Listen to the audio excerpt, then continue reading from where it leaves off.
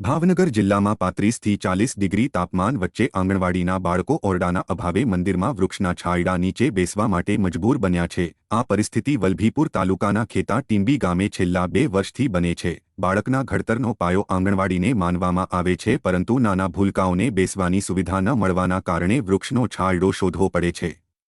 છેલ્લા 1-1.5 વર્ષથી ગ્રામજનો દ્વારા લેખિતમાં રજૂઆત કરવામાં આવે છે, આમ છતાં અધિકારીઓના પેટનું પાણી પણ હલતું નથી। જવાબદારી ભાવનગર જિલ્લાના આઈસીડીએસ વિભાગની છે, પરંતુ હાલ તો સુવિધાના અભાવે બાળકો ધોમધખતા તાપમાનમાં પણ બેસીને ભણવા માટે મજબૂર બન્યા છે। ત્યારે એસસી ચેમ્બરમાં બિરાજમાન અધિકારીઓ આકરા તાપ વચ્ચે ભૂલકાઓની શું સ્થિતિ થતી હશે તે બાબતે વિચારવાની જરૂર છે।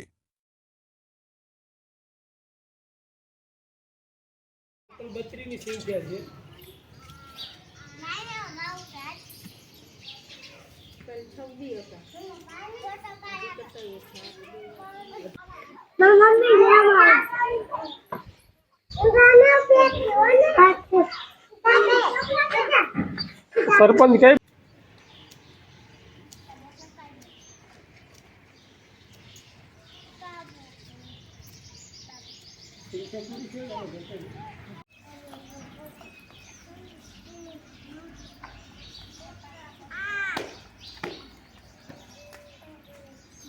સોલંકી ઉદયસિંહભાઈ માનસિંહભાઈ રાજપૂત અગ્રણી।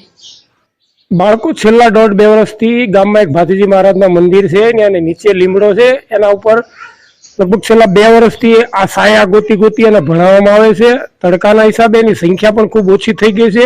જેઓની સંખ્યા કુલ 32ની છે, પણ અત્યારે 16 થી 17 બાળકો આવે, ક્યારેક 15 આવે।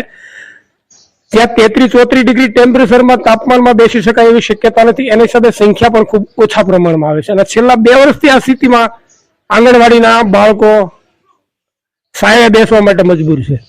માંગણી તો એક જ છે, અમે અનેકવાર રજૂઆત કરી લેખી અને મૌખિકમાં, પીડબ્લ્યુડીમાં, ધારાસભ્યશ્રીને, તાલુકા પંચાયતમાં, જિલ્લા પંચાયતમાં, તો વારે એક જ કહેવામાં આવે છે કે તમારી સ્કૂલનું ટેન્ડર પ્રક્રિયા થઈ ગઈ, પૂર્ણ થઈ ગઈ, ટૂંક સમયમાં ચાલુ કરવામાં આવશે।